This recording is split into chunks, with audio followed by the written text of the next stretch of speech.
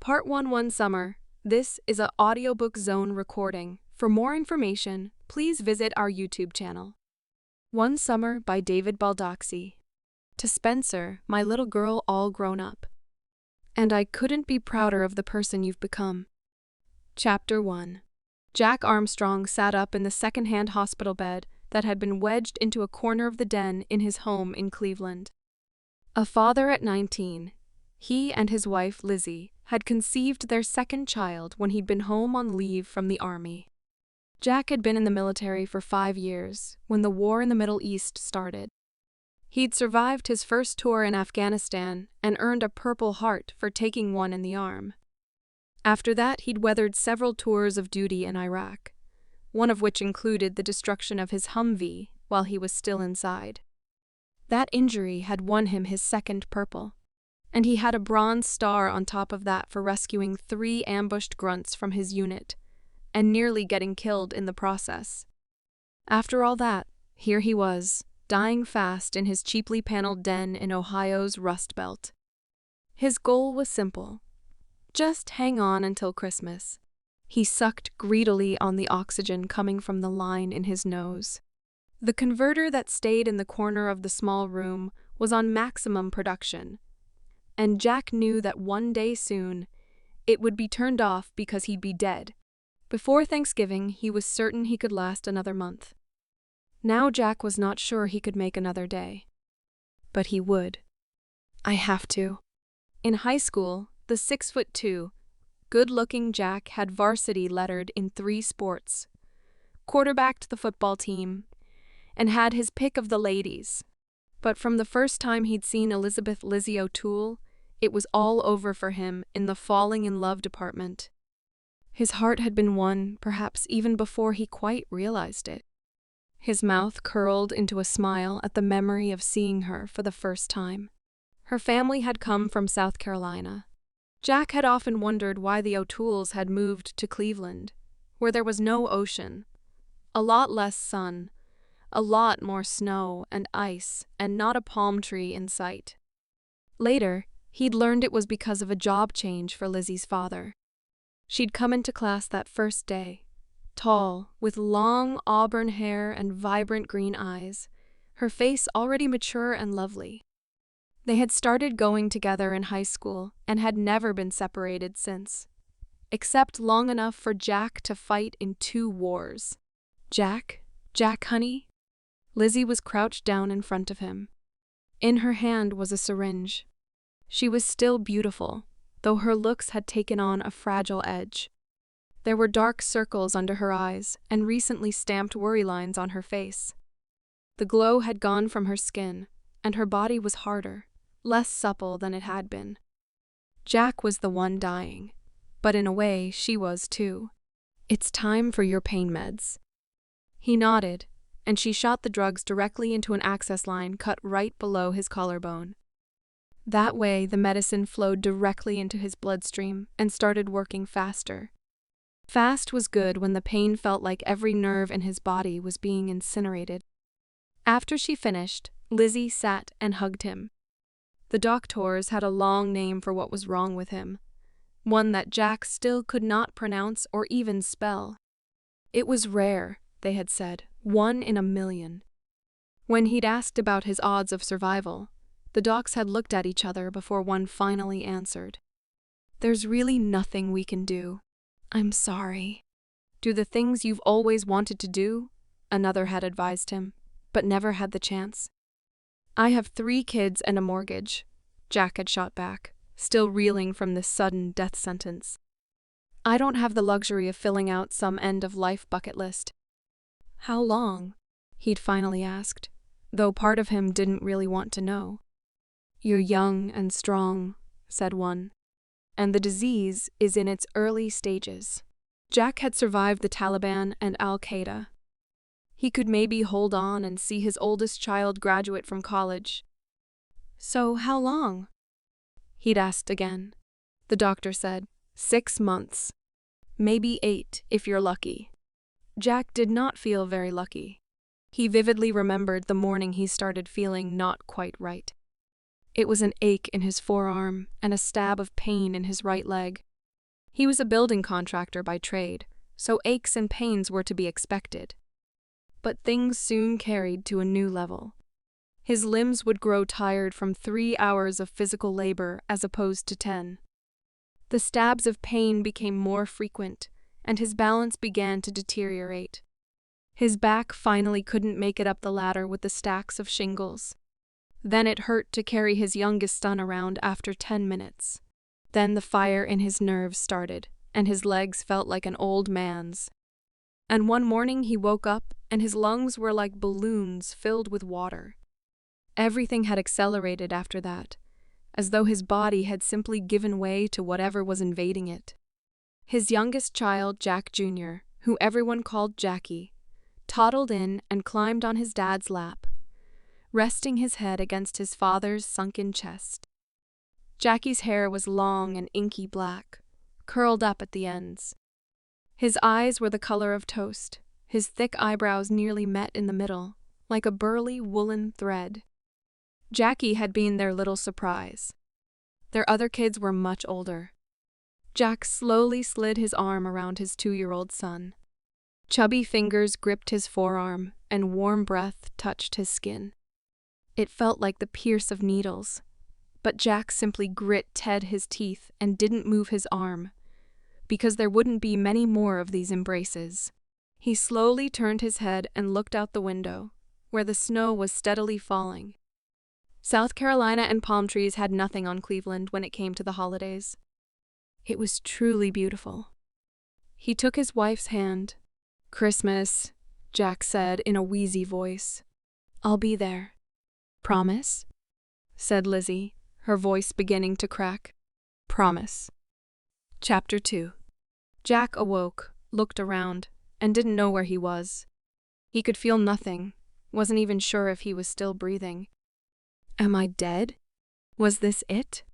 "Pop, pop," said Jackie as he slid next to his father on the bed.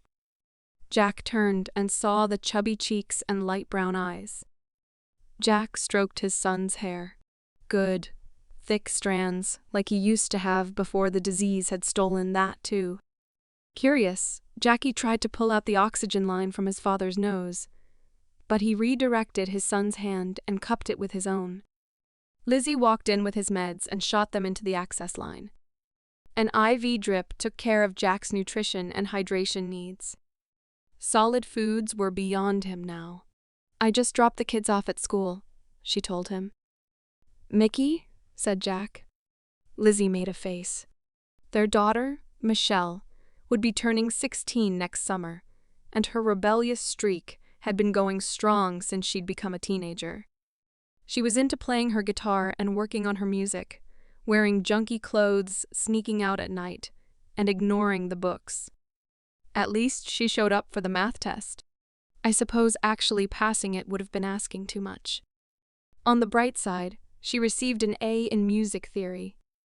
Jackie got down and ran into the other room, probably for a toy. Jack watched him go with an unwieldy mixture of pride and sorrow. He would never see his son as a man. He would never even see him start kindergarten. That cut against the natural order of things. But it was what it was. Jack had experienced an exceptionally long phase of denial after being told he had little time left. That was partially because he had always been a survivor. A rocky childhood and 2 wars had not done him in, so he had initially felt confident that despite the doctor's fatal verdict, his disease was beatable. As time went by, however, and his body continued to fail, it had become clear that this battle was not winnable. It had reached a point where making the most of his time left was more important to him than trying to beat his head against an impenetrable wall. Most significantly, he wanted his kids' memories of his final days to be as positive as possible. Jack had concluded that if he had to die prematurely, that was about as good a way to do so as there was. It beat being depressed and making everyone else around him miserable, waiting for him to die.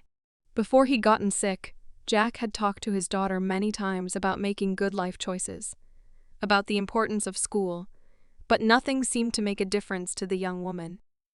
There was a clear disconnect now between father and daughter. When she'd been a little girl, Mickey had unconditionally loved her dad, wanted to be around him all the time. Now he rarely saw her. To her, it seemed to Jack, he might as well have been already dead. "Mickey seems lost around me," he said slowly. Lizzie sat next to him, held his hand. "She's scared and confused, honey. Some of it has to do with her age. Most of it has to do with me." Jack couldn't look at her when he made this admission. "She and I have talked about it." "Well, I talked, and she didn't say much.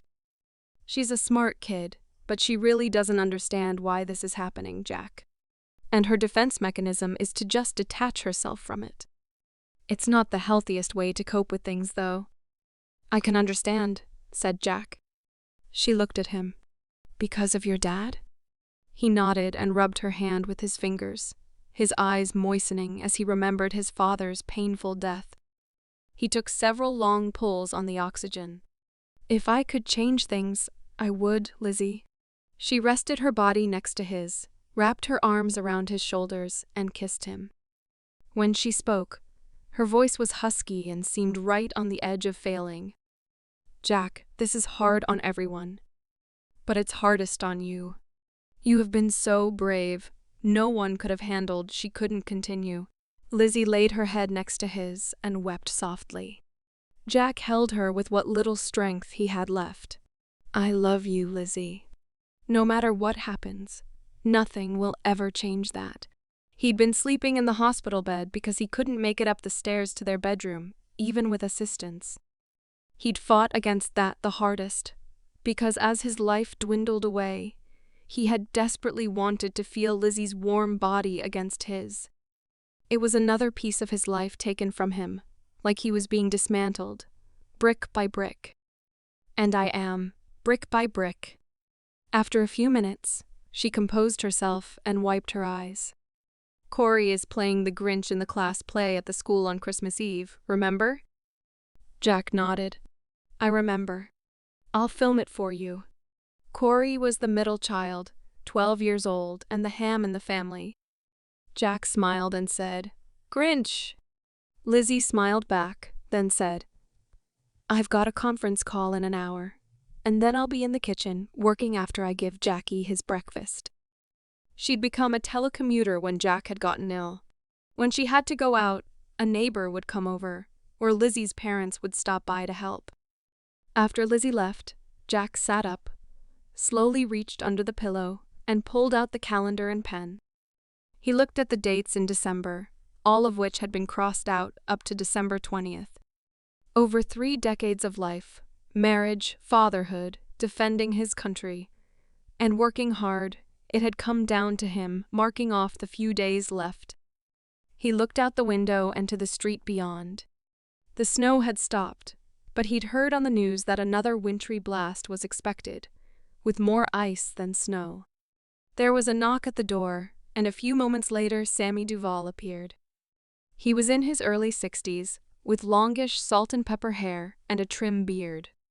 Sammy was as tall as Jack, but leaner, though his arms and shoulders bulged with muscles from all the manual labor he'd done. He was far stronger than most men half his age, and tougher than anyone Jack had ever met. He'd spent 20 years in the military and fought in Vietnam and done some things after that around the world that he never talked about. A first-rate, self-taught carpenter and all-around handyman, Sammy was the reason Jack had joined the service. After Jack left the army, he and Sammy had started the contracting business. Lacking a family of his own, Sammy had adopted the Armstrongs. The military vets shared a glance, and then Sammy looked over all the equipment helping to keep his friend alive. He shook his head slightly and his mouth twitched. This was as close as stoic Sammy ever came to showing emotion. "How's work?" Jack asked, and then he took a long pull of oxygen. "No worries. Stuff's getting done, and the money's coming in." Jack knew that Sammy had been completing all the jobs pretty much on his own, and then bringing all the payments to Lizzie. "At least half of that money is yours, Sammy. You're doing all the work. I got my Uncle Sam pension, and it's more than I need. That changes. I'll let you know. Sammy lived in a converted one-car garage with his enormous Bernese mountain dog, Sam Jr. His needs were simple, his wants apparently non-existent. Sammy combed Jack's hair and even gave him a shave. Then the friends talked for a while. At least Sammy said a few words and Jack listened. The rest of the time they sat in silence. Jack didn't mind. Just being with Sammy made him feel better. After Sammy left, Jack lifted the pen and crossed out December 21st. That was being optimistic, Jack knew, since the day had really just begun. He put the calendar and pen away. And then it happened. He couldn't breathe. He sat up, convulsing, but that just made it worse. He could feel his heart racing, his lungs squeezing, his face first growing red and then pale as the oxygen left his body, and nothing replenished it. December 21st, he thought, my last day. Pop, pop? Jack looked up to see his son holding the end of the oxygen line that attached to the converter. He held it up higher, as though he were giving it back to his dad. Jackie! A horrified Lizzie appeared in the doorway, snatched the line from her son's hand, and rushed to reattach the oxygen line to the converter. A few moments later, the oxygen started to flow into the line, and Jack fell back on the bed, breathing hard, trying to fill his lungs. Lizzie raced past her youngest son and was by Jack's side in an instant. Oh my God, Jack, oh my God. Her whole body was trembling. He held up his hand to show he was okay. Lizzie whirled around and snapped. That was bad. Jackie, bad. Jackie's face crumbled, and he started to bawl. She snatched up Jackie and carried him out. The little boy was struggling to free himself, staring at Jack over her shoulder, reaching his arms out to his father. His son's look was pleading. Pop, pop, wailed Jackie. The tears trickled down Jack's face as his son's cries faded away. But then Jack heard Lizzie sobbing and pictured her crying her heart out and wondering what the hell she'd done to deserve all this. Sometimes, Jack thought, living was far harder than dying.